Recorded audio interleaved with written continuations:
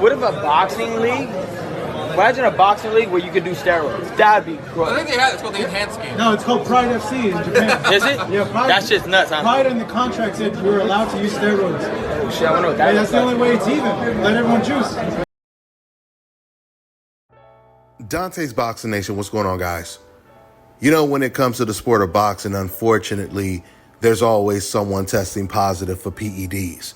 But there is only 2 times in boxing history where some fans defended the boxer for testing positive, and that was for Canelo Alvarez and now Ryan Garcia.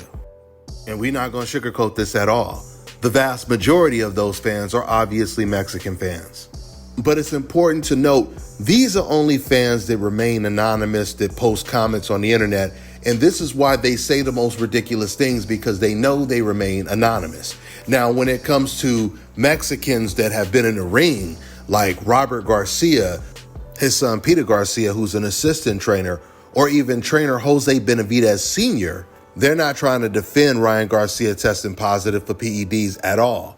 The point is, when you're hiding behind a keyboard and you're just typing away, you don't have to explain yourself. You don't have to use any type of logic behind what you're saying. But when well-known people are on a microphone and a camera, they do. Not only that, but they have a history, they have a track record of what they have been saying for years on camera. But someone on the internet, they can just keep creating fake profiles. They can be whoever they want. Speaking of fans that get to hide their identity, it reminds me of the boxing fans that will be in the crowd booing a particular boxer. Let's say, for example, they're booing Gervonta, they're booing Floyd Mayweather, they're booing Andre Ward. And then after the fight, when they see that fighter walking in the lobby, walking somewhere, they take pictures with that fighter. You see, they were comfortable booing that fighter because they knew the fighter wouldn't know it was them. But once they meet the fighter and they show their face, they're a different person.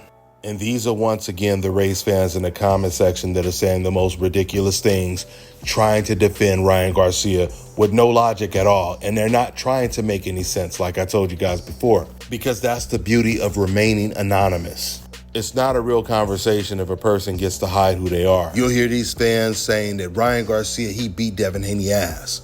And they're right. He did beat Devin Haney's ass on PEDs. And these same fans, they'll say, well, Ryan Garcia was clearly the better fighter, regardless if he was on PEDs or not. Basically saying it should only be justified that a person is taking PEDs if they're already better than the guy that they're facing. Does that make any logical sense? Of course it doesn't. Because the question, or the rhetorical question, is, if you were already better than that fighter, why did you need performance-enhancing drugs? Why did you need to cheat? And it's an obvious answer, because Ryan Garcia did not go into this fight with the confidence that he could win. You see, all of those crazy antics that Ryan Garcia pulled leading up to the fight, that was his insurance excuse just in case he lost. And it was working to a T, because a lot of fans, and not even just fans, but even media members, they were starting to say, Ryan doesn't need to be in this fight. Even Dan Rafael said that, especially after the weigh-in. Dan Rafael said, man, this guy, he needs to get help. He shouldn't be boxing, etc., etc., etc. This is exactly what Ryan Garcia wanted. See, when he lost to Gervonta Tank Davis, he made excuses after the fight. He learned from that. This time, he wanted to have built-in excuses before he lost. Ryan had always said leading up to this fight that Devin Haney would be his most difficult fight.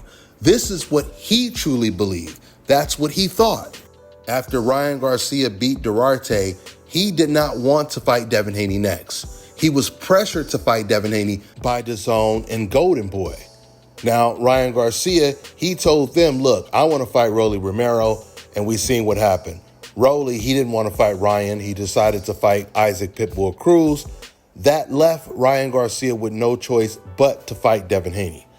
So Ryan, he says, you know what? If I got to fight Devin Haney, then I'm going in there loaded. I'm not going to make weight, and Devin Haney's not going to know about it, so I'm going to try to come in with an advantage.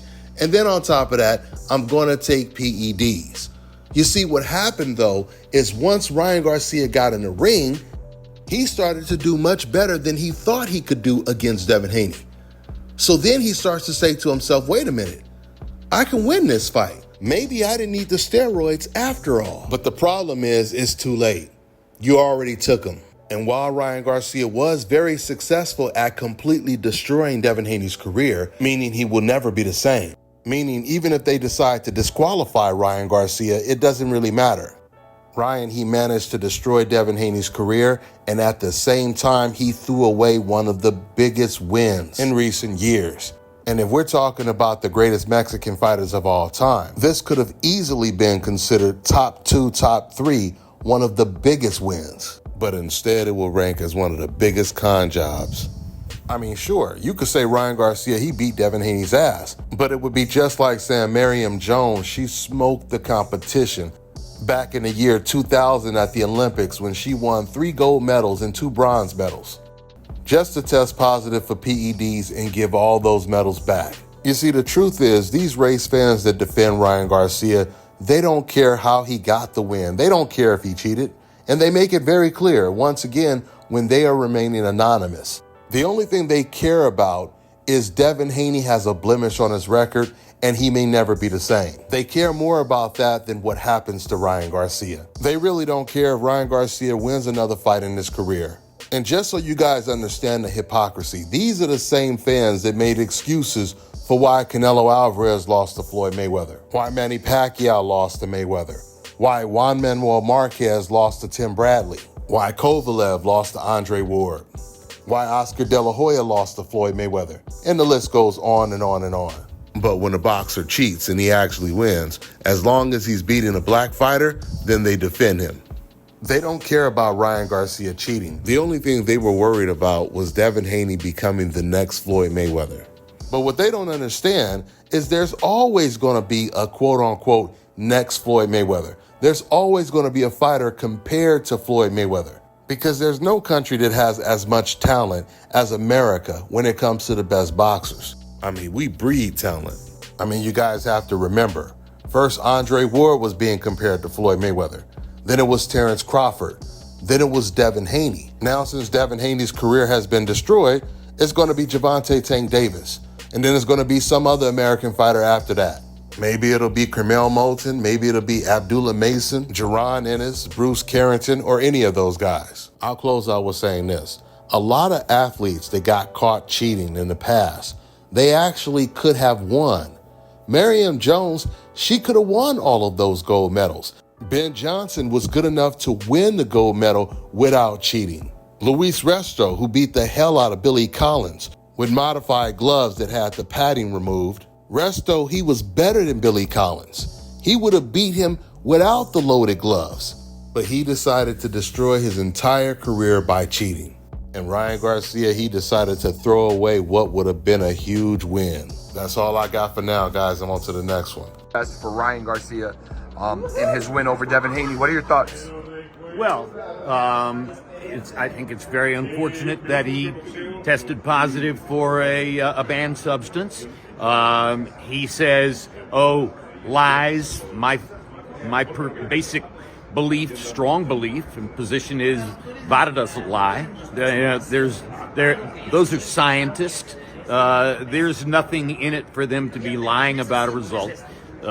They have a result that shows the positive presence of the substance ostarine in his system, and any scientific inquiry would back it up. So, he's going to face a rough period of time now, trying to justify and live with and eventually accept that he tested positive for a banned substance. Again, VADA doesn't lie. So if that's a positive test, it means he had a banned substance in his system. And I mean, an obvious question, right? Do you think it helped him win the fight if it ends up being true? Yes. There you go. Obvious answer. What does this do to Ryan's legacy? Doesn't help him. And it dirties up what was a truly spectacular, exciting performance and a shockingly effective win in New York. All that goes out the window now. Whether he was enormously assisted by the banned substance or whether it made no difference whatsoever, it has wiped out the thrilling impact of the knockdowns, the win by decision. Everything he accomplished in New York is now thoroughly tarnished and meaningless.